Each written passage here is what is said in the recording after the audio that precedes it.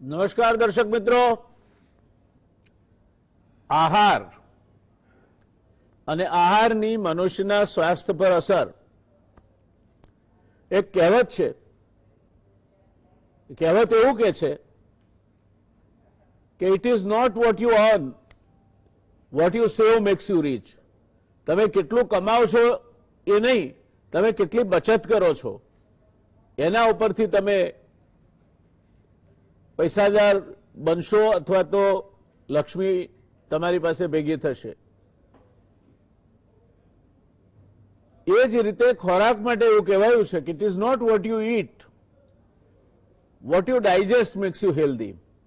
તમે શું ખાઓ છો, કયા પ્રકારનો ખોરાક ખાઓ છો, કેટલો પોષણયુક્ત આહાર છે એ એક બાબત છે, પણ કેટલું પચાવી શકો છો. ગુજરાતીમાં તો કહેવત છે કે ધાન ધરપત, અનાજ આપણે ધરાઈએ ત્યાં સુધી ખાવું, પણ ઘી સંપત. સંપતના બે અર્થ થાય.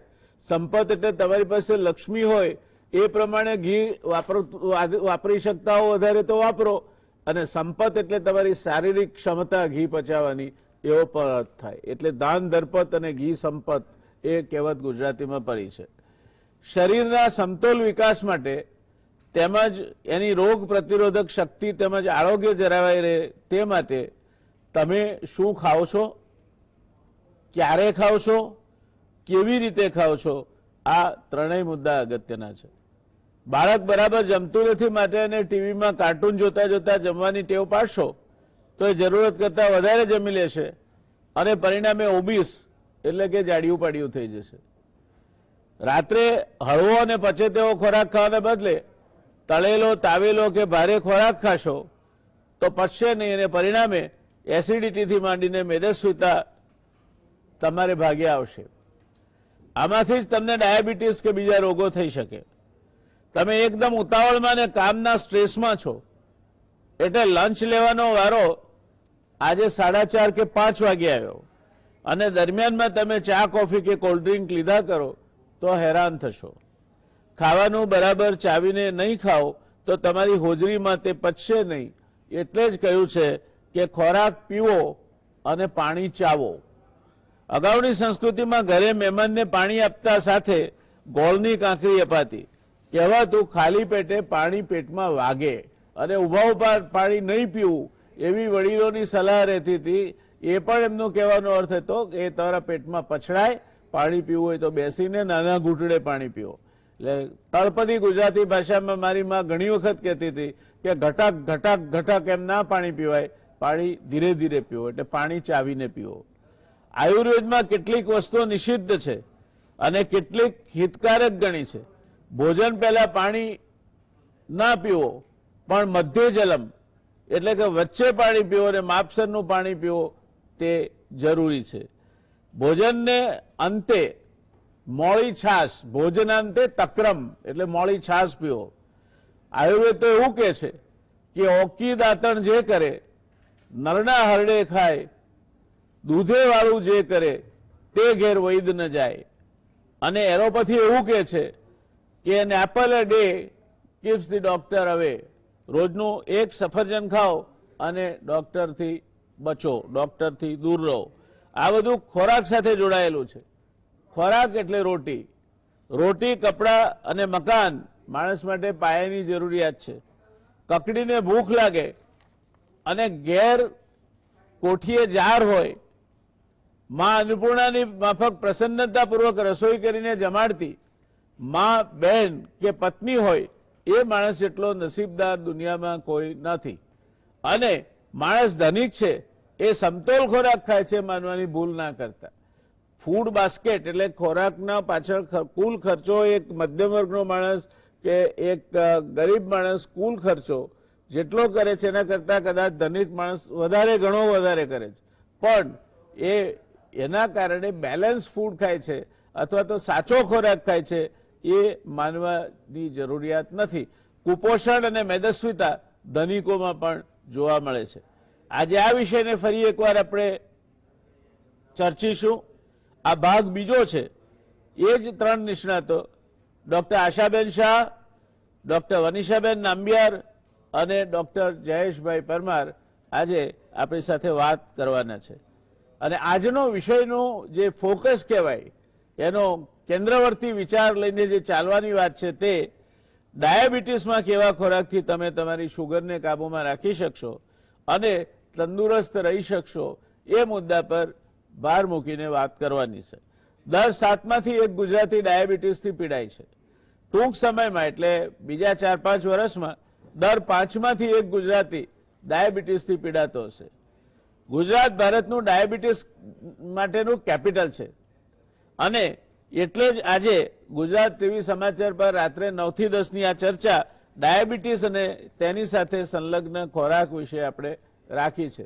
ડાયાબિટીસ એક એવો રોગ છે કે જે સીધી રીતે કોઈને નથી મારતો, પણ એ બાકીના બધા રોગોના આવવા માટે એટલો સરસ મજાનો મજબૂત પાયો તૈયાર કરી આપે છે કે બાકીના રોગ પછી તમારા શરીરમાં ધમધમાટ કરતા આવી જાય.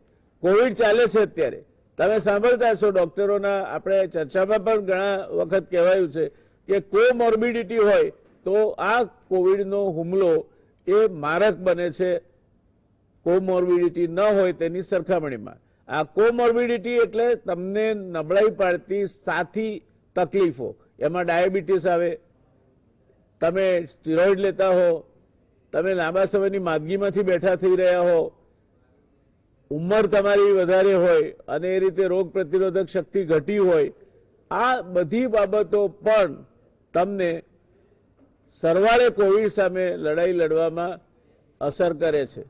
તમારા ડાયાબિટીસ તો એક એવો રોગ છે કે જે તમારા શરીરમાં પાક ન થતો હોય, નાની એમથી ફાંસ વાગે એમાંથી પાક થાય અને એમાંથી ગેંગ્રીન થઈ જાય અને પગ કપાવવો પડે. દુનિયામાં દર 30 સેકન્ડે એક વ્યક્તિનો પગ ડાયાબિટીક ફૂટ જેને કહેવાય એ ડાયાબિટીસના કારણે કપાય છે. તમને બીજી દવાઓની અસર ઓછી થાય.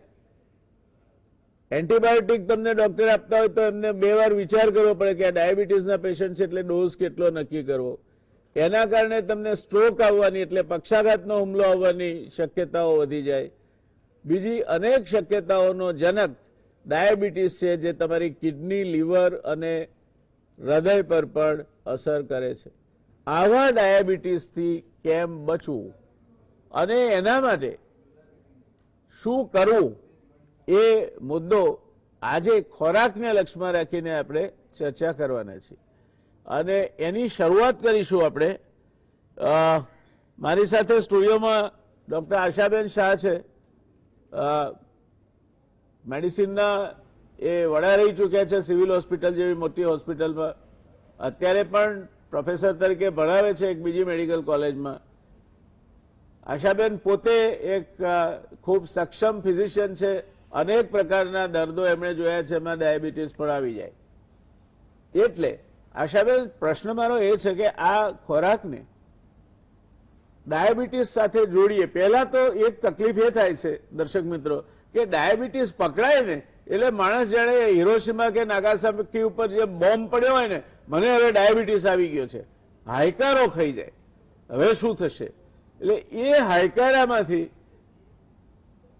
એનું ટેન્શન વધે અને બાકીની બધી તકલીફો પણ વધે. પણ એનો સાચો રસ્તો સક્ષમ ડોક્ટર કે વૈદ્ય પાસે જવાનો છે અને એમની સલાહ પ્રમાણે તમારે ટ્રીટમેન્ટ કરવાની. યાદ રાખો, દર 4 ગુજરાતીમાંથી 1ને ડાયાબિટીસ હશે. હવે એ બધાને તકલીફ નથી થતી, તમને જ થશે એવું માનીને શું કરવા ચાલો છો? કાળજી લો, કાળજી ચોક્કસ લેવી જોઈએ.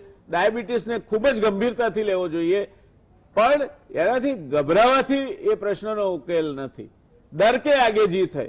તમે જો ડર ગયા સો મર ગયા. એટલે ડાયાબિટીસ તમારા ઉપર હાવી થઈ જાય એવું ના કરશો. ડાયાબિટીસ સાથે પણ ઘણા લોકો લાંબુ જીવે છે અને ડાયાબિટીસ હોવાનો બીજો એક ફાયદો એ છે કે તમે નિયમિત મેડિકલ ચેકઅપ કરાવશો, દવાઓ લેશો, તમે કસરત કરશો, શુગર કાબુમાં રાખશો તો તમે પ્રમાણમાં લાંબુ જીવશો. એટલે એને હકારાત્મક રીતે વિચારો, ડાયાબિટીસને નકારાત્મક રીતે ના વિચારો. એ રોગની ગંભીરતા ચોક્કસ સમજો, પણ એ રોગ ઉપર તમે કાબુ રાખી શકો છો અને એ કાબુ રાખવાનો એક રસ્તો તમારો આહાર છે. આશાબેન, આ ડાયાબિટીસના દર્દી આહારની બાબતમાં શું કરવું અને શું નહીં કરવું?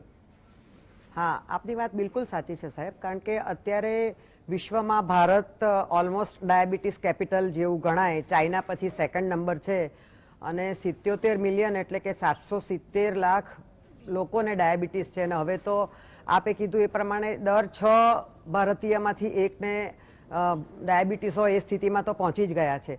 હવે આપે બહુ સારી વાત કીધી કે ઘણા બહુ ગભરાઈ જાય છે, પણ ડૉક્ટર તરીકે મેં એ પણ જોયું છે કે આપણે જ્યારે નિદાન કરીએ અને કહીએ કે તમને ડાયાબિટીસ આવે છે તો ઘણા એવું પણ વિચારે છે કે પણ મને તો કંઈ થતું જ નથી, મને કોઈ તકલીફ જ નથી, એટલે મને ડાયાબિટીસ હોય જ નહીં એમ. એટલે ઘણા એને લાઇટલી પણ લેતા હોય છે. એટલે આ બંને એક્સ્ટ્રીમ છે, જે છે ડિઝીઝ એ છે અને ટ્રીટેબલ છે. અને એ પણ વસ્તુ સાચી છે આપની કે એ શરીરમાં બધા અવયવો પર અસર કરી શકે જો કાબુમાં ના હોય તો. એટલે આપણે એને વેળાસર ટ્રીટમેન્ટ ચાલુ કરવી બહુ જ જરૂરી છે. અને આહાર, અમારા જે બધા મોટા ગાઈડલાઇન્સ છે એ પછી અમેરિકન ડાયાબિટીસ એસોસિએશનની ગાઈડલાઇન હોય કે ઇન્ટરનેશનલ ડાયાબિટીસ ફેડરેશન હોય કે આપણું ઇન્ડિયાનું research society of diabetes study group એની ગાઈડલાઇન હોય કે પછી ICMRની હોય, કોઈ પણ તમે ગાઈડલાઇન જુઓ તો ટ્રીટમેન્ટની શરૂઆત જ પહેલી ડાયટથી થાય છે. એટલે ડાયટ પણ કહેવાય અને એને બીજી ભાષામાં અમે medical nutritional therapy, medical nutrition therapy for diabetes એવી રીતે કહીએ છીએ. કારણ કે તમે ગમે તેટલી ગોળી લો કે ઇન્સ્યુલિન લો કે કંઈ બી, એ તો પછીની વાત આવે, પણ સૌથી પહેલાં આપણે ડાયટ કંટ્રોલ અને એમાં જે પણ પ્રમાણે ચેન્જીસ, આ લાઇફસ્ટાઇલ ડિઝીઝ છે એટલે તમારે લાઇફસ્ટાઇલ તો બદલવી જ પડે. અને આપને એ જાણીને નવાઈ લાગશે કે દુનિયાના જે 10 સૌથી અગત્યના જે ડેથ થાય છે એવામાં 4 ડિઝીઝ એવા છે જેમાં એક ડાયાબિટીસ આવે છે. ડાયાબિટીસ, હાર્ટ ડિઝીઝ, સ્ટ્રોક અને અમુક જાતના કેન્સર. આ 4 સીધા ડાયટને રિલેટેડ છે. એટલે આપ જાણી શકો કે ડાયટનું અથવા ખોરાકનું બહુ જ અગત્યતા છે આમાં. હવે આપણે શરૂઆતથી વાત કરીએ તો જે ઘટકો આપણે જે લેવાના હોય છે ડાયાબિટીસમાં તે નોર્મલ જે પોપ્યુલેશનમાં હોય છે એ જ પ્રકારે હોય છે. જેમ કે આપણે સૌથી પહેલાં કાર્બોહાઈડ્રેટની વાત કરીએ તો કાર્બોહાઈડ્રેટ 3 પ્રકારના હોય છે. એક તો સિમ્પલ કાર્બોહાઈડ્રેટ જેમાં ફ્રુક્ટોઝ, ગ્લુકોઝ અને ગેલેક્ટોઝ હોય, એટલે પેલી સાદી ખાંડ કે ફ્રૂટ જ્યુસ કે શુગરી ડ્રિંક્સ એ બધા.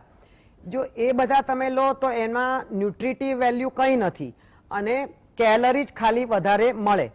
એટલે એવા પણ અમુક વસ્તુઓ છે આપણી પાસે કે જેને એમ્પ્ટી કેલરી એટલે ખાલી કેલરીઝ, નો ન્યુટ્રિશન, એની કોઈ ન્યુટ્રિશન વેલ્યુ નથી પણ ફક્ત કેલરી મળે છે. એમાં આ સોફ્ટ ડ્રિંક્સ આવે, ચિપ્સ આવે, પીઝા આવે, કેક આવે, આઈસ્ક્રીમ આવે. એટલે આપણને આ બધા પદાર્થોથી કંઈ એમાં ન્યુટ્રિશન નથી મળતું. તો હું એમ પણ ના કહી શકું, આ બધી બચ્ચાઓને પણ ભાવતી વસ્તુ છે, મોટાઓને પણ ભાવતી વસ્તુ છે, પણ આ બધું તો પહેલેથી જ લિમિટેશનમાં કરવું પડે કારણ કે બધામાં શુગર પણ આવે, બધામાં રિફાઇન્ડ કાર્બોહાઈડ્રેટ આવે. એટલે ત્યાંથી હું વાત ચાલુ મેં કરી. એટલે કાર્બોહાઈડ્રેટ તમે નોર્મલ પ્રમાણમાં લો પણ એમાં કોમ્પ્લિકેટેડ જે કાર્બોહાઈડ્રેટ હોય એવા લેવાના. એટલે એનો મતલબ કે જે આપણે આખું અનાજ લઈએ છીએ એમાં જે બધા કાર્બોહાઈડ્રેટ આવે કે ઘઉં છે, જુવાર છે, બાજરી છે, રાગી છે, એવા બધામાં. અને તમારે પ્રોસેસ કરેલું ફૂડ નહીં ખાવાનું. એટલે મેદો છે કે ઇવન રાઈસ પણ એ વ્હાઈટ રાઈસ છે એ પણ એ કેટેગરીમાં આવે. એટલે તમે જો વ્હાઈટ રાઈસ ખાતા હો તો એના બદલે ઓછો કરો અને બ્રાઉન રાઈસ ખાઓ. એટલે કાર્બોહાઈડ્રેટમાં આ અગત્યતા છે અને જરૂરી તો છે જ શરીર માટે. એટલે ડાયાબિટીસ છે એટલે આપણે જરા પણ કાર્બોહાઈડ્રેટ ના લઈએ એવું થવાનું નથી. કારણ કે 45 to 50% એનર્જી જે શરીરમાં છે કાર્બોહાઈડ્રેટમાંથી જ તમને મળવાની છે. એટલે લો પણ આ બધા શુગર જે રિલેટેડ છે એ ના લો. બીજી વસ્તુ એ છે કે ડાયટમાં ફાઈબર હોવું જોઈએ. એટલે કાર્બોહાઈડ્રેટમાં એ ડાયટરી ફાઈબર પણ આવી જાય તો એ ડાયાબિટીસમાં અને નોર્મલમાં લગભગ 25 થી 40 ગ્રામ આપણને રેકમેન્ડેડ છે ડેઈલી. તો તમને વિચાર આવશે કે ફાઈબર શેમાંથી મળે? તો ફાઈબર આ જે આખા અનાજ ધાન્યમાં એમાં મળે, દાળમાં મળે, આપણે શાકભાજી ખાઈએ, ફ્રૂટ ખાઈએ, એ બધામાં આપણને ફાઈબર મળે. ઓટ્સ ખાઈએ તો એ બધામાં ફાઈબર્સ વધારે હોય છે અને ફાઈબર્સ ડાયરેક્ટલી શરીરમાં એબ્સોર્બ નથી થતા, પણ એ આંતરડામાં જે બેક્ટેરિયા છે, જે ફાયદાકારક બેક્ટેરિયા, એમને એ લોકો હેલ્પ કરે, એટલે એસેન્શિયલ વસ્તુઓ એ સિન્થેસાઇઝ કરે, એ રીતે આપણને હેલ્પ થાય. તો આ થઈ કાર્બોહાઈડ્રેટની વાત. સેકન્ડ ઘટક ઇમ્પોર્ટન્ટ છે જે પ્રોટીન. પ્રોટીન નોર્મલી પણ આપણે 15 થી 20% લઈએ છીએ, આમાં પણ એ જ પ્રકારે લો. એટલે જો નોન વેજીટેરિયન હોય તો એમાં એવું કહેવાય છે કે જે ફેટ વાળા મીટ છે એ તમે ના લો, બાકી બધા પ્રોટીન તમે લો. તો આપણે વેજીટેરિયન હોઈએ તો પ્રોટીન શેમાંથી મળે? તો પછી તમારે એમાં એવું છે કે દાળ બધી, પછી કઠોળ છે, પછી સોયાબીન છે, પછી દહીં છે અને ટોફુ છે. તો આ બધામાં પ્રોટીન, અને એગ્સ જો તમે ખાતા હો તો એગ્સમાં પણ ઘણા પ્રમાણમાં પ્રોટીન હોય છે. એટલે તમે કાર્બોહાઈડ્રેટ બહુ જ ના વધારે, 55% કે 60% એનાથી ઓછું થોડું કરો, વધારે ના લો, પણ થોડું પ્રોટીન વધારે લો. તો એનાથી શું છે કે મસલ્સ પણ બિલ્ડઅપ થશે અને તમારું શુગર પણ થોડું કંટ્રોલમાં રહેશે. અને ત્રીજી અને બહુ જ અગત્યની વાત જે ફેટ છે કે તેલ અને ઘી. હવે સાહેબે હમણાં જ વાત કરી ઘીની. તો ઘીના એટલે આપણે ફેટના મુખ્યત્વે 2 પ્રકાર છે. સેચ્યુરેટેડ ફેટ એટલે એવા જે ફેટ જે રૂમ ટેમ્પરેચરે સોલિડ હોય છે. તો એમાં એક સાહેબે કીધું એ પ્રમાણે ઘી આવે, બીજું વનસ્પતિ આવે, પછી ત્રીજું બટર અને ચીઝ આવે. તો આ સેચ્યુરેટેડ ફેટ વધારે પ્રમાણમાં પહેલાના જમાનામાં લોકો પચાવતા હતા, પણ આપણે હવે એટલી કસરત નથી કરતા, એટલે આપણે સેચ્યુરેટેડ ફેટનું પ્રમાણ 10% થી વધારે બોડીમાં આ ડાયટમાં ના હોવું જોઈએ. એટલે સેચ્યુરેટેડ ફેટ ઓછું લેવું જોઈએ, જેથી હાર્ટ એટેક અને હાર્ટ ડિઝીઝની શક્યતા ઓછી થાય. અને બીજું આવે અનસેચ્યુરેટેડ ફેટ. એટલે સેચ્યુરેટેડ ફેટમાં કાર્બન મોલેક્યુલ જે ફેટમાં હોય છે એમાં હાઇડ્રોજન હોય છે, એટલે એ સેચ્યુરેટેડ છે. પણ જે અનસેચ્યુરેટેડ છે એમાં પાછા 2 પ્રકારના તમે જાણતા જ હશો, મુફા અને પુફા. બહુ બધું આ ઇવન એડવર્ટાઇઝમેન્ટ પણ તેલની આવે છે. તો મોનો અનસેચ્યુરેટેડ ફેટી એસિડ વાળું એટલે મુફા અને પોલી અનસેચ્યુરેટેડ એટલે પુફા. તો મોનો અનસેચ્યુરેટેડમાં આ અમુક બધા જે તેલ આવે છે એમાં આપણું સિંગ તેલ પણ એમાં આવે, અને રાઈસ બ્રાન જે હમણાં નવું ઇન્ટ્રોડ્યુસ થયું છે એ પણ એમાં આવે, પછી કનોલા, ઓલિવ ઓઇલ, તલનું તેલ, એ બધા મોનો અનસેચ્યુરેટેડ આવે. અને પોલી અનસેચ્યુરેટેડ છે એમાં પાછા 2 પ્રકારના આવે. ઓમેગા 6 વધારે હોય એવા, જેમાં સનફ્લાવર છે, સફ્લાવર છે, એ બધા આવે. કોટન સીડ પણ એમાં આવે. અને ઓમેગા 3 વધારે હોય એમાં મસ્ટર્ડ ઓઇલ અને સોયાબીન ઓઇલ. તો આ મને ઘણીવાર લોકો પૂછે છે કે કયું તેલ વાપરવું જોઈએ. હવે આ બધા તેલમાં થોડું થોડું સારું છે, અને ઓમેગા 6 અને ઓમેગા 3 નો રેશિયો 5 થી 10 હોવો જોઈએ. એટલે તમે વારાફરતી બધા તેલ વાપરો, એટલે એ તમારું બેલેન્સ જળવાઈ રહેશે 6 અને 3 નું. ગૃહિણીઓને મારે ખાસ વિનંતી એ કરવાની કે તેલ જે છે એ માપનું જ નાખો. અમે ઇંગ્લિશમાં કહેવત છે કે આપણે જે અંગૂઠાની ટીપ છે એટલું તમારે ફેટ જવું જોઈએ, એટલે વધારે પ્રમાણમાં તેલ ના વાપરો. પણ એ બી છે કે જો ગરમ તમે કરો અને વાસ આવતી હોય તો તેલ બળી ગયેલું ના વાપરો. એકવાર તમે તેલ તળો અને પછી એ તેલની કટોરી આપણા ઘણા ઘરોમાં હોય કે ત્યાં જ પડી હોય, અને ફરીવાર એમાં ને એમાં તળાય. કે અથવા તો આપણે બહાર જઈએ તો પણ આપણે જોઈએ છે કે જે તેલ હોય એ ખલાસ થાય, એમાં જ બીજું તેલ ઉમેરીને એ જ તેલમાં વસ્તુઓ તળાય. તો આ જે તે પ્રકારનું તેલ જે છે એમાં ટ્રાન્સ ફેટ કરીને જે ખરાબ પ્રકારનું ફેટ આવી જાય છે. એટલે જીવ મોટો રાખીને તળેલું તેલ ભેગું કરવાના બદલે ફેંકી દો. મને પણ તકલીફ પડે છે પણ હું ફેંકી દઉં છું. તો ટ્રાન્સ ફેટ જો તમે વધારે ખાઓ તો એનાથી તમારું એલડીએલ કોલેસ્ટ્રોલ વધે અને તમારું એચડીએલ કોલેસ્ટ્રોલ ઘટે, જેનાથી તમને હાર્ટ એટેક, સ્ટ્રોક વગેરે વધારે થવાની શક્યતા છે. એટલે ટ્રાન્સ ફેટ બિલકુલ રેકમેન્ડેડ નથી. અને આ ટ્રાન્સ ફેટ આપણને ઘણી ભાવતી વસ્તુમાં પણ છે, જેમ કે ચિપ્સમાં છે, તળેલા પેકેટ્સ જે આવે છે પોટેટો ચિપ્સ વગેરે એમાં પણ છે, અને બીજા ઘણા એવા જે ખરીદેલા. એટલે પ્લીઝ તમે એક વધારાનું ધ્યાન રાખો તમે જ્યારે પણ કંઈ બી ખરીદો બજારમાંથી તો તમે એની અંદર લખ્યું હશે કન્ટેન્ટમાં કે પાર્શિયલી હાઇડ્રોજનેટેડ ઓઇલ. ટ્રાન્સફેટ શબ્દ કદાચ ના લખ્યો હોય પણ પાર્શિયલી હાઇડ્રોજનેટેડ ઓઇલ એટલે એ ટ્રાન્સફેટ જ કહેવાય.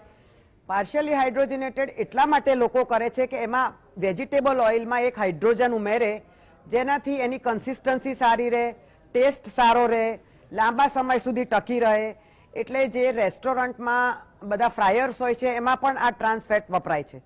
એટલે ટ્રાન્સફેટનું ઘણા દેશોમાં લિમિટેશન પણ કરી દીધું છે કે ભાઈ આનાથી વધારે કોઈ બી ફૂડમાં ના હોવું જોઈએ. તો તમે જ્યારે ખરીદો ત્યારે તમે આ જોશો અને એ વાપરીને એ પ્રમાણે ખરીદો તો સારું રહેશે. અને હું એ કહેવા ચોક્કસ માંગીશ કે હું ટોટલી બધું જ બંધ કરો એ શક્ય કદાચ નથી, પણ આપણે આ બધી વસ્તુઓ જાણીએ તો એનું માપનું જ સેવન કરીએ અને હેલ્ધી ખોરાક. અને આ બધી તો થઈ વાત મુખ્ય ઘટકની, પણ સૌથી અગત્યની તમને જો ડાયાબિટીસ હોય તો ગયા વખતે આપણે પ્લેટની વાત થઈ હતી તો હું એમ કહું કે એક જો પ્લેટ બનાવો તો એમાં અડધી પ્લેટમાં તમે ફક્ત શાકભાજી અને ફ્રૂટ ખાઓ. લીલા શાકભાજી પણ એમાં ઇન્ક્લુડ કરો, જે પણ સિઝનલ ફ્રૂટ છે એ ઇન્ક્લુડ કરો. બાકીની અડધી પ્લેટમાં તમે પ્રોટીન અને કાર્બોહાઈડ્રેટ ખાઓ અને ફેટ તો એની ઓટોમેટિકલી આવશે. જોડે જોડે ડેરી પ્રોડક્ટ્સ એટલે મિલ્ક, એટલે આખા ફેટનું મિલ્કને બદલે સ્કીમ મિલ્ક લો, કારણ કે મિલ્ક પણ જરૂરી છે કેલ્શિયમ અને વિટામિન ડી માટે. અને પાણી 4 થી 6 ગ્લાસ દિવસમાં.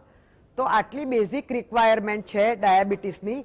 પણ સાહેબ એ એક અગત્યની વસ્તુ જો હું ફરી ચાન્સ મળે તો કહેવા એ માંગીશ કે ડાયાબિટીસના બધા પેશન્ટોને આપણે એક સાઇઝ ફિટ્સ ઓલ એવું પણ નથી, કારણ કે જો બેઠાડું જીવન જીવતા હોય તો એની કેલરીની માત્રા અલગ રિક્વાયર્ડ છે, જે એક્સરસાઇઝ કરતા હોય એની અલગ છે, સ્કૂલમાં જતા છોકરાઓ જેને ગ્રોથ જોઈએ છે એની અલગ છે, પ્રેગ્નન્સીમાં અલગ છે, મોટી ઉંમરમાં અલગ છે. એટલે સૌથી પહેલા તો આપણે આ ન્યુટ્રિશનનું એસેસમેન્ટ કરવું પડે. જોડે બ્લડ પ્રેશર હોય તો પાછું એનું અલગ થઈ જાય, કારણ કે તમે મીઠું પણ તમારે ઓછું ખાવું પડે. જો કિડનીની તકલીફ હોય તો પાછું પ્રોટીન ઓછું ખાઓ. એટલે આ એટલા બધા કોમ્પ્લિકેટેડ આમાં એ છે કે તમારે કોઈ ફિઝિશિયન પાસે જાઓ. વેસ્ટર્ન કન્ટ્રીઝમાં અમેરિકામાં તો બધે રજિસ્ટર્ડ નર્સ કે ડાયટિશિયન પાસે જવું ફરજિયાત, અથવા તો મેડિકલ એજ્યુકેટર હોય, ડાયાબિટીસ એજ્યુકેટર, અને ઇન્સ્યોરન્સમાં પણ કવર છે એની ફીસ. એટલું જરૂરી છે આ. એટલે આપણે પણ આ વસ્તુનું ધ્યાન રાખવું ઘટે. ખૂબ વિગતવાર આશાબેને આપણને સમજાવ્યું કે ડાયાબિટીસ હોય તો શું કરવું. આ ચર્ચા હવે આપણે આ ચર્ચાના આપણા બીજા બે નિષ્ણાત, એક ન્યુટ્રિશન એટલે કે પોષણ અને એને લગતા આહારની બાબતોના નિષ્ણાત છે વનિષાબેન, અને બીજા આયુર્વેદના નિષ્ણાત છે ડૉક્ટર જયેશભાઈ. હવે પછી એમની પાસે જઈશું, પણ એ પહેલા રોકાઈશું એક નાનકડા કમર્શિયલ બ્રેક માટે. મળીએ બ્રેક પછી. બ્રેક બાદ ફરી એકવાર આ રસપ્રદ ચર્ચામાં આપનું સ્વાગત છે. દર્શક મિત્રો, આપણે મેડિકલ ડોક્ટર પાસેથી ડાયાબિટીસને લગતા ખોરાકમાં શું કાળજી રાખવી એ વાત સમજ્યા. બધાને એક જ ખોરાક અથવા એક જ દવા લાગુ ના પડે એમની ખાસ વાત છે. એટલે આપણે કોકને ડાયાબિટીસ થયો હોય તો આપણા સજેશન એને ન આપીએ, જે મોટા ભાગે આપણે કરતા હોઈએ છીએ.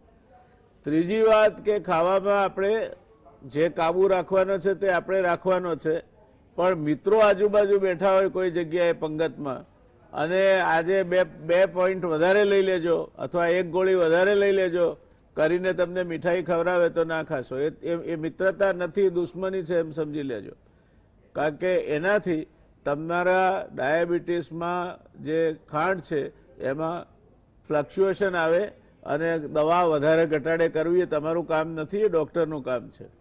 આટલી વસ્તુઓ ખ્યાલમાં રાખીએ, આગળ વધીએ. વનિષાબેન, આપની પાસે આવવા માંગીશ. આપ પોષણ અને આહારની સાથે જોડીને ડાયાબિટીસની દર્દીએ, ડાયાબિટીસના દર્દથી પીડાતી વ્યક્તિએ કેવા પ્રકારનો ખોરાક લેવો જોઈએ જેથી એને પોષણ પણ મળી રહે અને ડાયાબિટીસમાં એને મુશ્કેલી પણ ના પડે, એનો શુગર બેલેન્સ પણ જળવાઈ રહે. સર્વપ્રથમ તો મહારાજા સયાજીરાવ યુનિવર્સિટી તરફથી બધા દર્શક મિત્રોને ગુડ ઇવનિંગ.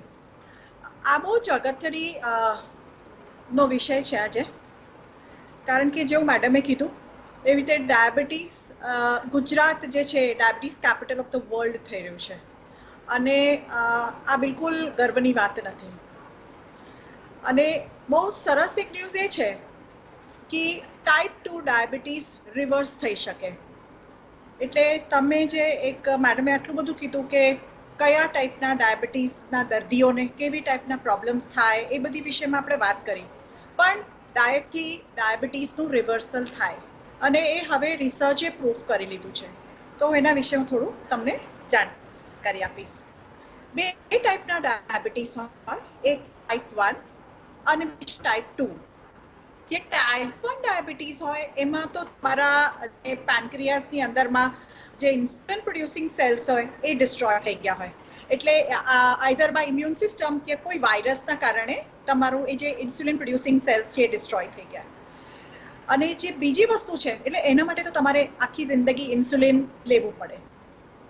પણ એના માટે ડાયટ કઈ રીતે લેવો?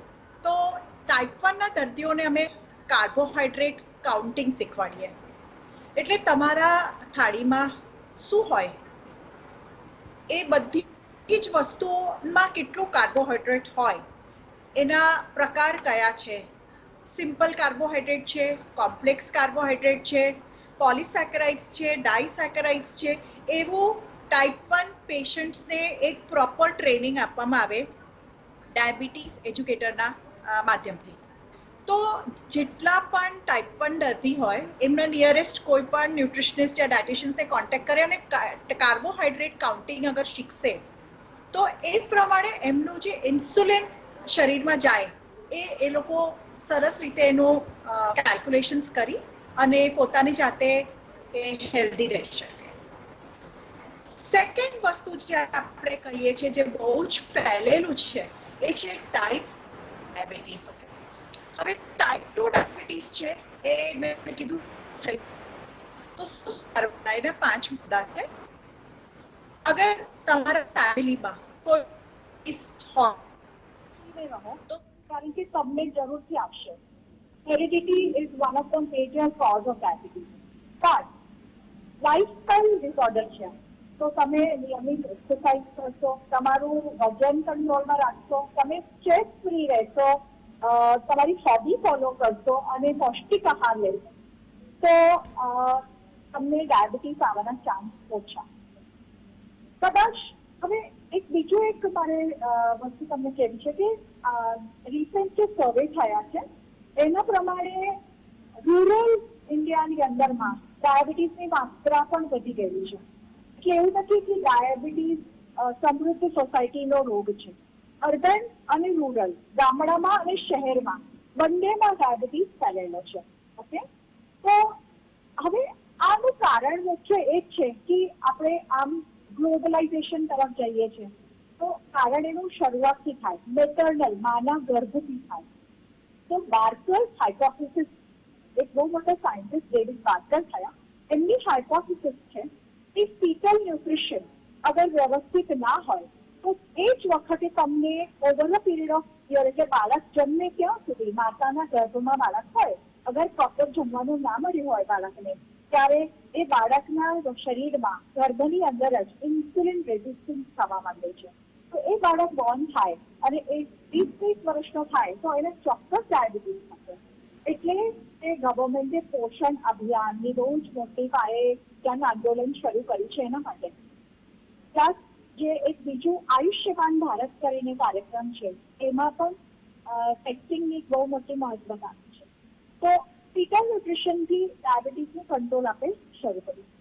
બીજી વસ્તુ જે આખા લાઈફ સાયકલ દરમિયાન, એટલે બાળક જન્મ્યું, ફીટલ ન્યુટ્રિશનના બારામાં મેં તમને કીધું, પ્રેગ્નન્સી બારામાં મેં તમને કીધું, આપણે ફૂલ ચિલ્ડ્રનના અંદરમાં પણ ઇન્સ્યુલિન રેઝિસ્ટન્સ આપણને જોવા મળે છે. પ્લસ જ્યારે તમે એડોલેસન્ટમાં હોય, જ્યારે તમે ગમે તે ખાઈએ, વડાપાઉં સવારે, સાંજે દાળવડા, પછી રાત્રે પણ પાઉંભાજી, આ તમારી રેગ્યુલર ડાયટ છે ગુજરાતની અંદરમાં. નાસ્તો નથી કરતા, 35% લોકો નાસ્તો નથી કરતા. જે ગુજરાતની અંદર નાસ્તો છે ફાફડા જલેબી એ નાસ્તો ના કહેવાય. એટલે it like a change. The breakfast has to be like a change. Okay? Lunch થોડુંક હળવું હલકું ફૂલકું અને ડિનર બિલકુલ હલકું. તો પ્રોપર બ્રેકફાસ્ટ જે લોકો ખાય છે, જે એક્સરસાઇઝ કરે છે, એનું ડેફિનેટલી પ્રેવલન્સ ઓફ ડાયાબિટીસ ઓછું થાય છે. હવે તમને ટાઈપ 2 ડાયાબિટીસ છે, તો બીજો એક સવાલ જે અમે પૂછીએ એ શું છે કે કેટલા વર્ષથી છે ડાયાબિટીસ? હેલો,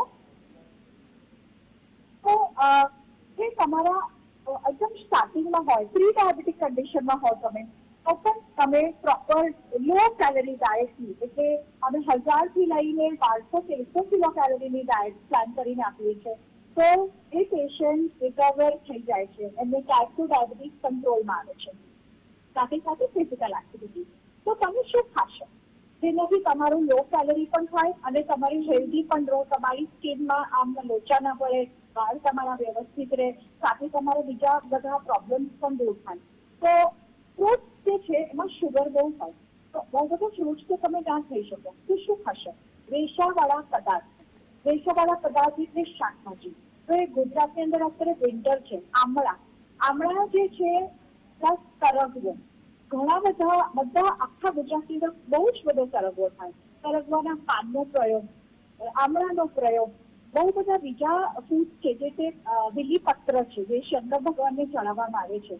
અમારી પોતાની જ રિસર્ચ પ્રૂફ કરી છે. તો બીલીપત્રનો જ્યુસ, એવી રીતે જે તમારા આજુબાજુ ગામડામાં મળે, એના માટે બહુ બધા પૈસા ખર્ચવાની જરૂર નથી. એ બધી વસ્તુઓ, કોઈ પણ લીલી શાકભાજી, બીટરૂટના પાન હોય, ગાજરના પાન હોય, કોલીફ્લાવર લીફ એટલે ફૂલગોબીના પાન હોય, એ બધા જ પાનની અંદરમાં ખૂબ જ પ્રમાણમાં એન્ટીઓક્સિડન્ટ હોય છે. જે પણ ડાયાબિટીસના પેશન્ટ હોય એ લોકોનો ઓક્સિડેટિવ સ્ટ્રેસ ખૂબ વધેલો હોય છે. તો એ ઓક્સિડેટિવ સ્ટ્રેસને ઓછું કરવા માટે ફાઇટોન્યુટ્રિયન્ટ્સ અને એન્ટીઓક્સિડન્ટ જે સિમ્પલ ગ્રીન લીફી વેજીટેબલ્સમાં મળે, તમારે લીલી ચા ખરીદવાની જરૂર નથી. રોજ કાંદરજાની ભાજી છે, મેથીની ભાજી, મોળાની ભાજી, લોણીની ભાજી, જે પણ ભાજી તમને મળે, તમારા ગામમાં જે પણ શાક ઉગાડો, ઇવન મિઝોરમ નોર્થ ઇસ્ટ એરિયામાં તો હરેક મટરના જે પાન હોય એ પણ ખાવામાં આવે છે. તો જે પણ વસ્તુ હોય એના પાન તમે ખાઈ શકો, કારેલાના પાન ખાઈ શકો, હરેક વસ્તુના પાન. પણ એવરી ડે તમારે 300થી 400 ગ્રામ પાન ખાવા જરૂરી છે. એટલે કોઈ પણ લીલી શાકભાજી ખાવી જરૂરી છે જો તમારા એવા મળે તો. અને ઓટોમેટિકલી તમે એનું સૂપ બનાવો, સેલેડ્સમાં નાખો, તો એ તમારી અડધી થાળી એનાથી ભરાઈ જશે. તો હવે આ તમે કહો કે મેડમ થાળી કેવી રીતે બનાવે, તો આટલી બધી વસ્તુ છે. હું એક બીજું સિમ્પલ એક્ઝામ્પલ આપો કે તમે દાળ ભાત શાક રોટલી, કચુંબર, પાપડ, અથાણા, પિકલ એ બધું તમે ગુજરાતમાં ખાઓ, તો 2 વાટકી દાળ લેવાની, 1 રોટલી લેવાની, 2 વાટકી રાયતું લેવાનું. કારણ કે દહીં જે છે એ તમારા પ્રોબાયોટિક, તમારા ગટ હેલ્થને, જે તમારા આંતરડાને ખૂબ હેલ્ધી રાખે છે. અને ગટ બ્રેઇન બેરિયર, એના લીધે તમારું અગર ઇન્ટેસ્ટાઇન્સ હેલ્ધી ના હોય તો ગેસ્ટ્રોપેરેસિસ કરીને એક બીજી બહુ મોટી પ્રોબ્લેમ હોય છે જે હરેક ડાયાબિટીસના પેશન્ટમાં હોય છે.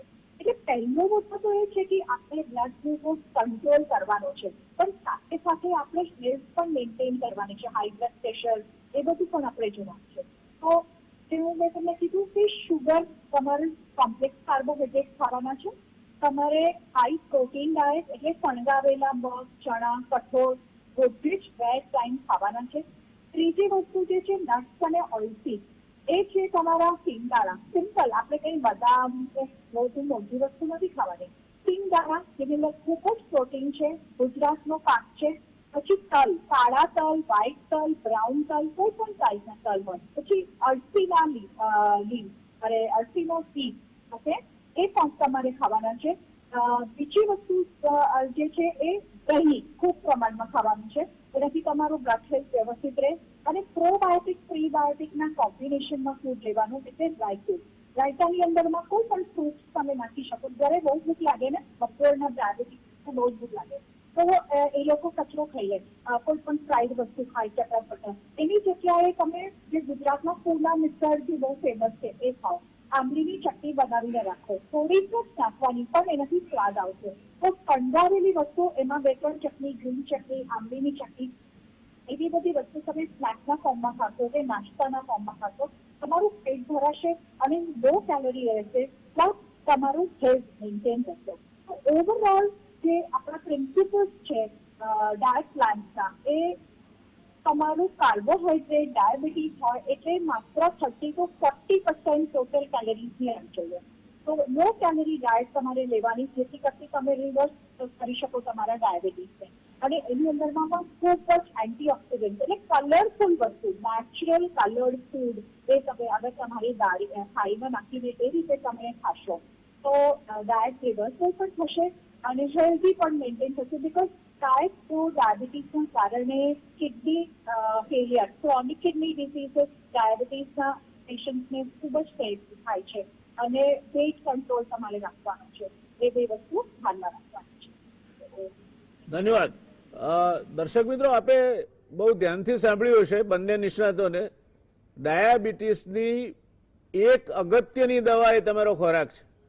તમે કઈ રીતે ખાવ છો, કેવો ખોરાક ખાવ છો, શું ખાવ છો, શું નથી ખાતા, એ આમ તો આખા તમારા સ્વાસ્થ્ય ઉપર અસર કરે છે. પણ ડાયાબિટીસમાં તમારે જો દવાઓ ઓછી લેવી હોય અને સાજા થવું હોય એમાંથી બને તેટલા, તો ખોરાક એ બહુ જ અગત્યની બાબત છે.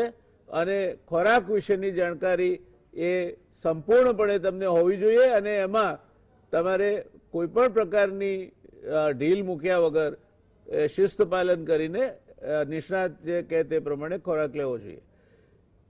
જઈશું આપણે ડૉક્ટર જયેશભાઈ પાસે.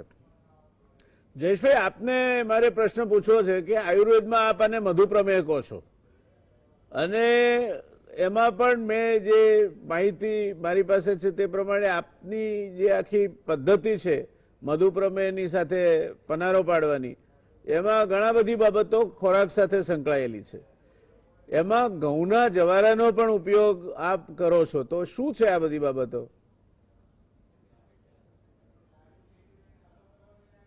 પહેલા આપણે આ ડાયાબિટીસની જે વાત છે એમાં જે વાત કરી વનિષાબેને અને આશાબેને, ઘણું બધું ખોરાક ફૂડ વિશે આપણને કીધું. પણ જ્યારે આયુર્વેદને લાગે વળગે છે ત્યારે આયુર્વેદ એમ કે છે કે નિદાનમ પરિવર્જનમ. નિદાન એટલે કે કારણ. આ કોઈ પણ વ્યક્તિને ડાયાબિટીસ લાગુ પડ્યો છે, જન્મજાત છે એની વાત એક છે કે એ જીનેટિકલ છે, પણ એ સિવાય કોઈ પણ માણસને જ્યારે શુગર આવે છે કે ડાયાબિટીસ આવે છે ત્યારે એનું કારણ શું છે, એ જો કારણ જાણી લે અને એ કારણનો નાશ કરી નાખે તો આપોઆપ શુગર કંટ્રોલ થાય છે. આયુર્વેદમાં વાત, પિત્ત અને કફ 3 પ્રધાન દોષ છે અને 3 વાયુથી 4 પ્રકારના ડાયાબિટીસ થાય છે, પ્રમેહ થાય છે, પિત્તથી 6 પ્રકારના થાય છે અને કફથી 10 પ્રકારના થાય છે. એમાં આપણે ઘણીવાર આપણે સાંભળીએ, ઘણા લોકો આપણને કહેતા હોય વાતમાં કે મારો ડાયાબિટીસ હતો આમણે મટાડ્યો. જ્યારે કફજ પ્રકારના પ્રમેહો છે, એ કફજ પ્રકારના પ્રમેહો છે, એ સામાન્ય કસરત, દોડવું, ડાયટ કંટ્રોલ, તરવું, એવી બધી વ્યાયામ અને આસન પ્રાણાયામથી મટે છે. આયુર્વેદમાં એવું કીધું છે કે પ્રમેહ થવાના કારણો ક્યાં ક્યાં, કે શું કારણથી આ ડાયાબિટીસ થાય, તો કહે છે કે આસ્યા સુખમ સ્વપ્ન સુખમ દધીની ગ્રામ્યોદકા અનુપ્રસાહા પયાંસી નવાન પાનમ ગુડે વિકૃતમ ચ પ્રમેહ હેતુ ચ કફગુચ્છ સર્વ. આસ્યા સુખમ એટલે કે બેઠાડું જીવન, સ્વપ્ન સુખમ એટલે કે જે માણસ વધુ પડતી નિંદ્રા લે, દધીની એટલે દહીંનો ખોરાક વધુ પડતો લે, ગ્રામ્ય ઉદક અને અનુપ્રસ માંસ રસનું, ઘણા લોકો નોનવેજ જે ખાતા હોય છે, પયાંસી દૂધ એટલે કે દૂધ અને દૂધની બનાવટો, નવા અન્નપાનમ નવા જે આપણે તાજા લીધા હોય ખેતીવાડીમાંથી એ નવા અન્નપાનમ એનો વધારે પ્રમાણમાં સેવન કરે, ગુડે ગોળની બનાવટો, સાકરની બનાવટો વધુ પ્રમાણમાં લે, પ્રમેય હેતુ છે કફગુચ્છ સર્વમ એટલે કે કફ કારક તમામ જે તત્વો છે એ ડાયાબિટીસનું કારણ છે. તો વાત એમ છે કે જે કારણથી થયું છે એ જો કારણને શોધી લેવામાં આવે તો આપોઆપ સુગર લેવલ કંટ્રોલ આવે છે અને આપણને પરિણામ સારું મળે છે. મધુમેહ છે એ વાત જ પ્રમેહોમાં એનું સ્થાન છે અને એ એક જ પ્રકારનું છે. આયુર્વેદ ડાયાબિટીસને પ્રમેહ તરીકે લઈએ તો બહુ જ મોટું ગહન વિષય છે અને એટલું બધું એમાં પહેલાના જમાનામાં તો કઈ ટેસ્ટ નહોતા, તો કઈ રીતે ડાયાબિટીસ છે, તો કે પીપીલિકા ભિસરણ, જે લોકો યુરિન કરે ત્યાં કીડીઓનું ઉભરાવું, એને કહેતા કે ભાઈ આને મીઠી પેશાબનો રોગ છે. બીજું કહે છે કે ડાયાબિટીસ થવાનો છે કોઈ પણ માણસને, તો આયુર્વેદ એવું કહે છે કે એ પહેલા પણ પૂર્વરૂપ પણ જોવા મળે. જેમ કે વરસાદ આવવાનો હોય એ પહેલા વાતાવરણ ગરમ થાય, ભેજવાળું થાય, એમ કહે છે કે આયુર્વેદમાં લખ્યું છે કે કોઈ પણ વ્યક્તિને ડાયાબિટીસ થવાનો છે, જુદા જુદા કારણોનું સેવન કરે છે, જે આપણે વાત કરી કે આસિયા સુકમ, સ્વપ્ન સુકમ, એમ બેઠાડું જીવન હોય, કાંઈ બરાબર વધુ પડતા જમતા હોય, તો એ લોકોના શું કે છે કેવા લક્ષણો જોવા મળે કે દંતાદીના મલાઢ્યત્વમ પ્રાગુ પાણી પાદયો, દાંત અને શરીરમાં દાંત ઉપર મેલ જામે, શરીરમાં મળો જે છે પરસેવા રૂપી છે, કે જુદા જુદા ચામડીના ખોડો માથામાં થવો, હાથ પગમાં દાંત આવો અથવા સૂનતા એટલે કે ખાલી ચડવી, અને આખા શરીર ચિકાસ વાળો થઈ જવો, અને જુદા જુદા મોઢામાંથી રસ ઝરવા. આવું આપણને એનું પૂર્વરૂપ પણ બતાવે છે. અને વાત તમે સાહેબ કરી કે ઘઉંના જ્વારા માટે, તો ઘઉંના જ્વારા એ કુદરતની સર્જિત નિર્દોષ વનસ્પતિ છે, અને એવી મનુષ્ય જાતને અમૂલ્ય ભેટ છે. એના ઉપર સંશોધનો પણ થઈ રહ્યા છે. અમે એવું કહીએ છીએ કે જ્યારે કોઈને રક્ત વિકાર હોય, ડાયાબિટીસમાં પણ રક્તની દૃષ્ટિ ગણવાની જ છે, અને રક્તની દૃષ્ટિને આપણે અમારામાં ધાત્રી નિશા ચૂર્ણ છે, આમળા અને હળદરનો પ્રયોગ છે, અને ઘરગથ્થુ ઉપાય દરેક લોકોને, કોઈ પણ વ્યક્તિને ડાયાબિટીસ છે તો એમાં હળદર, અજમો, કાળી જીરી અને આમળાનું સપ્રમાણ લઈ શેકી અને પાવડર ક્રશ કરીને જો સવાર સાંજ લેવામાં આવે તો એને સારામાં સારું ન્યુટ્રિશન મળે છે, અને ડાયાબિટીસના કારણે બીજા અંગોને થતો નુકસાન અટકે છે. કારણ કે ડાયાબિટીસ એક મીઠા ઝેર સમાન વ્યાધિ છે, ત્યારે આપણા શરીરના જુદા જુદા અંગોને જુદી જુદી રીતે નુકસાન પહોંચાડે છે. જેમ કે હૃદયને નુકસાન પહોંચાડે છે, કિડનીને નુકસાન પહોંચાડે છે, અને ઘણીવાર તો એવું થાય કે માણસ સમૂળગો સુકાવા માંડે છે. ત્યારે આ જ્વારાનો રસ છે એ મેં ઘણા બધા પેશન્ટોમાં જોયું છે કે જ્વારાના રસથી સારામાં સારો એને પરિણામ મળે છે. પણ ઘણીવાર એવું બને છે કે જ્વારાના રસની જો સિસ્ટમ સમજી લે, અમે શું કરીએ છીએ કે 7 કુંડામાં વાવવાનું કહીએ છીએ. રોજે રોજ એક કુંડામાંથી ક્રોપ કરી અને એનો રસ કાઢી અને એને પીવાનો છે.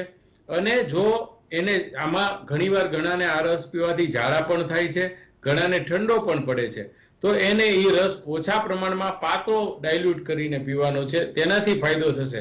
કારણ કે ઘઉંના જ્વારામાં ક્ષારો, વિટામિન્સ, કાર્બોહાઈડ્રેટ અને ચરબી બધું જ એમાંથી આપણને મળી રહે છે, અને એમાં ક્લોરોફિલ છે કે જે આપણા હિમોગ્લોબિનની અંદર હેમિન છે એની સાથે મળતું આવે છે.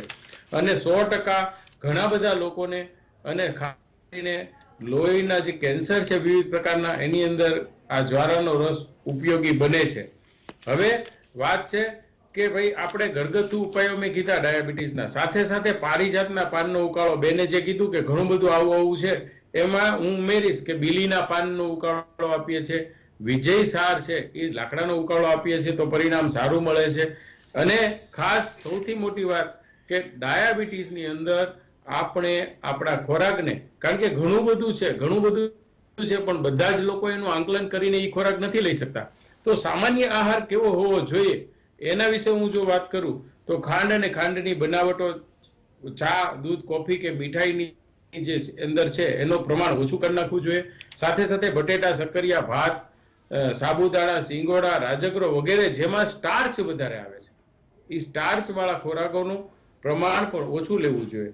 રોટલી, ભાખરી, રોટલા, પાઉં, બિસ્કિટ, કારણ કે આયુર્વેદમાં આપણે અગાઉ એકાદી વાર વાત થઈ છે કે તિલ પિષ્ટ સમાન અન્ન, મેંદો કે મેંદા જેવું કાંઈ પણ એ નુકસાન કરે છે. આખરે તો આપણા મેટાબોલિઝમ એટલે કે ચયાપચયની ક્રિયા, પાચન તંત્રને બગાડાય છે. અને કીધું છે કે મુખદા આરંભ્ય ગુદ પર્યંત, મોઢાથી શરૂ કરીને ગુદા સુધી જેટલા અવયવો છે એ બધા અવયવોને ક્યાંક ને ક્યાંક નુકસાન કરે છે.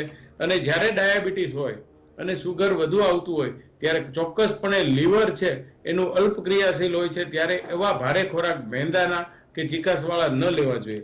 જવની રોટલી અને જવના પાણીનું સેવન કરવાથી મેં ઘણા બધા કેસમાં જોયું છે, ખાસ કરીને પિત્તના ડાયાબિટીસ છે જેની પ્રકૃતિ પિત્ત છે, એને જવની રોટલી અને જવના પાણીથી બહુ સારા પરિણામ મળ્યા છે. અને અમે બને ત્યાં સુધી કઠોળ પ્રમાણસર લેવાના કીધું છે, પણ એની અંદર મગ છે, મગને અમે લસણ સાથેનો ઓલો કરી અને લેવાનું કહીએ છીએ. સાથે સાથે ફ્રૂટની બેને ઘણી બધી વાત કરી છે, આશાબેને બહુ જાજુ નહીં કહું, પણ જાંબુ, દ્રાક્ષ, બિલ્લી, તરબૂચ, નારંગી, અનાનસ, પાકી કેરી, ફ્રૂટમાં આગળ લીંબુ અને આમળા એવું લઈ શકાય. ચીકણા છે કે જે કફ કરે એવા છે, કેળા, ચીકુ, સીતાફળ ઓછા લેવાના છે. પણ બને ત્યાં સુધી જ્યારે જ્યારે એવી વાત થાય છે ત્યારે આ સાથે વ્યાયામની વાત જોડાઈ જાય છે કે જો તમે વ્યાયામ થોડો કરશો અને સાથે ભુજંગાસન છે, સલ્પાસન છે, ધનુરાસન છે, હલાસન છે, એવા આસનો પણ કરીએ, પ્રાણાયામ કરીએ, ભસ્ત્રિકા, કપાલભાતિ, અને ખાસ આપણા શરીરની અંદર જ્યારે કોઈ ઓર્ગન છે કે આપણો અવયવ છે એ થોડુંક ઓછું કામ કરે, એની પાછળનું એક કારણ એને મળતો ઓક્સિજન છે. તો એને પૂરેપૂરો ઓક્સિજન મળે એ પ્રકારના વ્યાયામ ચોક્કસ યોગ શિક્ષકની ઓલામાં કરવા જોઈએ, દેખરેખ નીચે, અને કોઈ આયુર્વેદ તજજ્ઞની નીચે આપણે એની સારવાર કરવી જોઈએ. ભેંસનું દૂધના બદલે ગાય અને બકરીનું દૂધ, ઘણા બધા ડાયાબિટીસની અંદર બકરીનું દૂધ ચાલુ કરાવવાથી બહુ ફાયદો થયો છે. અને ખાસ કરીને ચરતી બકરી જે છે એ હવે એક ટ્રેન્ડ પણ ચાલુ થયો છે કે લોકોમાં બકરીના દૂધની માંગ વધી છે. આમ આટલું જો ધ્યાન રાખવામાં આવે તો ચોક્કસ આપણે ડાયાબિટીસની સામે વાત ભીડી શકીએ. હવે વાત છે જીનેટિકલ ડાયાબિટીસની. તો જીનેટિકલ જન્મજાત જે ડાયાબિટીસ છે, બાળકોને નિયોનેટલ આવે છે, નાના બાળકોને કે જેને જન્મતાવેત આવે છે, જેને જિંદગીમાં કાંઈ ખાધું નથી, પીધું નથી, તો એવા લોકો માટે અમે ધાત્રી નિશા જે છે એનું પાવડર, જે લોકો અમારી પાસે 12 વર્ષથી વધારેના છોકરાઓ આવે છે, એને ધાત્રી નિશા આમળા અને હળદર ભાવિત આમળાનો પાવડર છે, એનું પરિણામ બહુ સારું મળે છે. અને ખાસ એને યોગ શિક્ષક પાસે અમે જો મોકલીએ છીએ તો એનું પરિણામ બેવડાય છે. તો આટલું રાખીએ તો ચોક્કસપણે આપણે ડાયાબિટીસની અંદર સારામાં સારું પરિણામ આપી શકીએ છીએ. ધન્યવાદ. બંને બહેનોને એક જ પ્રશ્ન પૂછવો છે અને બંનેને 2-2 મિનિટનો સમય મળે એવું પરિસ્થિતિ અત્યારે છે. ઘઉંના સાથે ગ્લુટેનને જોડીને એ નહીં ખાવા અને ઘઉંને ત્યાં જ જે કરવા અને એના બદલે મિલેટ્સ કે એવા ધાન્ય ખાવા, એ બાબતમાં આપનું શું કહેવું છે?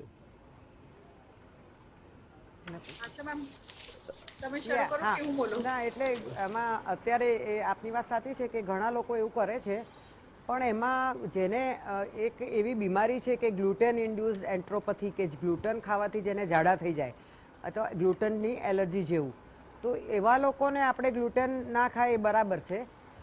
પણ ટોટલી બીજા બધા પણ, જેમ કે ગ્લુટન છોડીને ધારો કે તમે બાજરી કે જુવાર કે આવું તેવું કંઈ ખાઓ તો વાંધો નથી, પણ પછી રાઈસ તમે વધારે ખાઓ તો નેચરલી તમારો ડાયાબિટીસ વધારે જ એમાં ખરાબ થાય. અને મેં પણ જોયેલું છે આવું કે ઘણા બિલકુલ રોટલી ભાખરી છોડી દે છે અને ભાત ને શાક અને દાળ એવું જ ખાય છે. એવું કંઈ રેકમેન્ડેશન એવું કંઈ છે નહીં, પણ મેઇનલી તો કેલરી આપણે રિસ્ટ્રિક્ટ કરવાની છે અને જે કોમ્પ્લેક્સ કાર્બોહાઈડ્રેટ ખાવાના છે અને વધારે પ્રમાણમાં આપણે બહુ શુગરી નહીં એવા ફ્રૂટ અને શાકભાજી ખાવાના છે. એટલે ગ્લુટન સંપૂર્ણપણે બંધ કરવા માટેનું કોઈ એવું મેડિકલી નથી, કોઈ ઇન્ડિકેશન કે અમારા કોઈ ગાઈડલાઇનમાં એવું કંઈ લખ્યું નથી. Thank you. ઓકે, જી. સો આશા મેમ, વનિષાબેન આપનો આરો. Yes, thank you.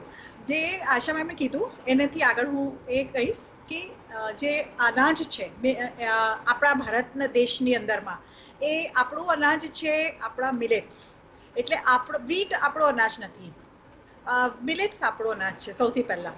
તો આપણા દેશની અંદરમાં વર્ષ જે ખાવામાં આવે છે, આપણી બાજરી, આપણા જુવાર, જે આપણા લેસર નોન મિલેટ્સ, ગઈ વખત પણ મેં તમને કીધી, કોદરી છે, એ બધા ધાન, બકવીટ, કોદરી, ઇવન નોર્થ ઇસ્ટની અંદરમાં ઘણા બધા બીજા અનાજ ખાવામાં આવે છે. એ બધાની અંદરમાં ફાઇટોન્યુટ્રિયન્ટની માત્રા વધારે છે, પ્લસ ફાઈબર કન્ટેન્ટ વધારે છે. Even rice, brown rice, black rice is better.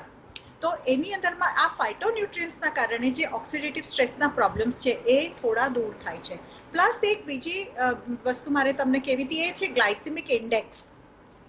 મિલેટ્સની glycemic index wheat કરતાં બેટર છે. એટલે કે આપણે જ્યારે હાઈ જીઆઈ ફૂડ્સ અને લો જીઆઈ ફૂડ્સ એટલે એ પ્રમાણે ખાવાનાને આપણે રેન્કિંગ આપીએ કે જે ખાવાનું ખાવાથી શુગર લેવલ વધી જાય તો મિલેટ્સ છે એ તમારા માટે હિતકારી છે. અને ઘણા બધા ઇવન જે નવી ગાઈડલાઇન્સ આવી છે એ ગવર્મેન્ટે 2023 યર ઓફ મિલેટ્સ પણ ડિક્લેર કર્યું છે આના માટે જ. તો ડાયાબિટીસ હોય તો તમે ઘઉં ચોખા છોડી અને તમારા કોદરી જવાર બાજરી પર અગર તમે જશો તો તમને પૂરતું કાર્બોહાઈડ્રેટ પણ મળશે અને તમારું રિવર્સલ પર જે આપણું એમ છે કે દવા ઓછી અને બ્લડ ગ્લુકોઝ લેવલ આપણે મેન્ટેન કરવાનું એ પણ થશે. ધન્યવાદ. દર્શક મિત્રો, તમે ચર્ચા સાંભળી હશે. કોદરી, બાજરી, બાવટો, જુવાર આ બધા આપણા અનાજો છે. ઘઉં આપણું અનાજ નથી અને એના કારણે ગ્લુટેનની અસર નિવારવી હોય તો સાવ આશાબેને કહ્યું તેમ ઘઉં છોડી ના દો, પણ તમે આપણા અનાજ પણ ખાતા થાઓ અને એ અનાજો પર જેટલા વધારે નિર્ભર રહેશો એટલી તમને વનિષાબેને કહ્યું તે પ્રમાણે શુગર તમારી જે છે તે કાબૂમાં રાખવામાં રાહત મળશે. દર્શક મિત્રો, આ વિષય ઘણો ગહન છે. જયેશભાઈએ, વનિષાબેને, આશાબેને આપણને સમજાવ્યું અને એ સમજ તમને એક જાગૃતિ લાવવા માટે પૂરતી છે. પણ આ ચર્ચા ઉપરથી તમે જાતે તમારી કોઈ નિર્ણયો ન લેતા સક્ષમ ડાયટિશિયન અથવા તો તમારા જે ફિઝિશિયન હોય અથવા વૈદ્ય હોય એમને પૂછીને એમના માર્ગદર્શન નીચે તમારે જે કંઈ ડાયટિંગ કરવું હોય તે કરવું. ક્રેશ ડાયટિંગ જેને કહેવાય કે એકદમ હું મંડી પડું ને વજન ઘટાડી નાખું, વર્જ છે ક્યારેય નહીં કરવું.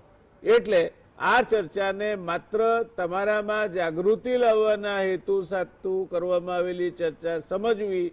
ડાયાબિટીસ એ અત્યંત ગહન વિષય છે અને એના માટેની કોઈ પણ નિર્ણય, કોઈ પણ બાબત, કોઈ પણ એના માટે દવા અથવા ખોરાક એ તમારે સક્ષમ તમારા ડાક્ટર, ફિઝિશિયન કે વૈદ્યને પૂછીને જ કરવો.